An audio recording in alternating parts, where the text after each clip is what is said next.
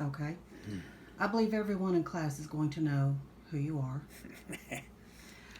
If you had a third eye, where would you put it? Well, I think it probably would be the best if it operated separately. Mm-hmm. I'd put it in the back Okay. where I can see where I have been. Okay. Next question. What would the world be like without thumbs? Is that what you said? Thumbs? Without thumbs. Without thumbs? Well, it would be one which would, for anyone who had a thumb, be very difficult for them to operate. But if you never had one to begin with, it would not be a problem. It Mm-hmm. would be like a child who is just beginning to grasp things and they palm everything. Mm-hmm. They don't use their thumb. Okay. And so we would simply be operating from that standpoint. Okay. Next question. What would the world be like without technology? Much calmer. uh, Technology has its place, but at the same time, it's causing us to move faster. It's causing us to be more dependent on something that could go down, and then the world stops. So, without it, we operated that way for many years and had no problems.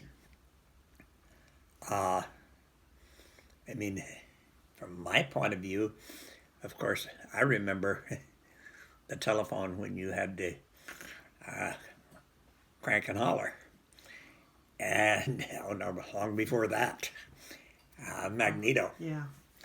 And today, grade school children have telephones. Mm-hmm. When I was, gosh, I was in high school before we ever had a phone in the house. Mm. Yeah. Okay. Next question.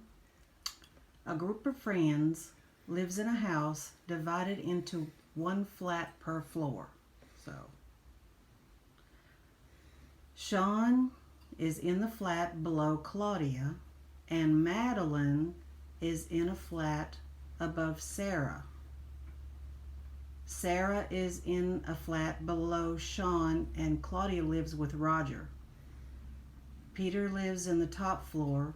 Who lives in the bottom flat?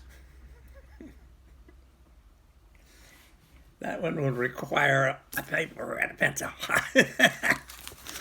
Because I. Okay, Sean is in the flat below Claudia, and Madeline is in the flat above Sarah. Sarah is in the flat below Sean,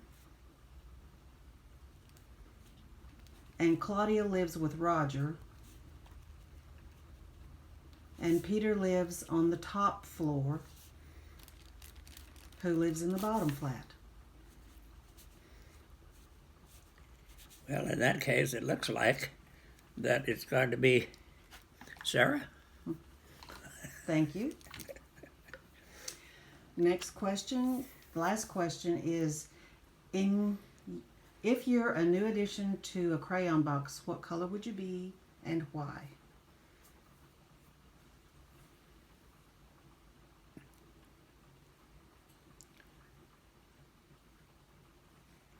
Well, it would have to be a color that doesn't exist, of course, depending on the size of the box. box. Do we have an 8 crayon box, a 12, a 24, or a 64? So it would depend on what was already there. I guess probably being just a little biased, I would want to be skin color. And yet still, that would mean there'd have to be a lot of them, because you've got to have one for all the different shades.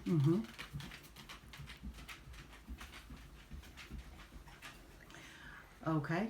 So you'd be skin color. So I say I'm a biased. I think my color's good. Okay. Okay.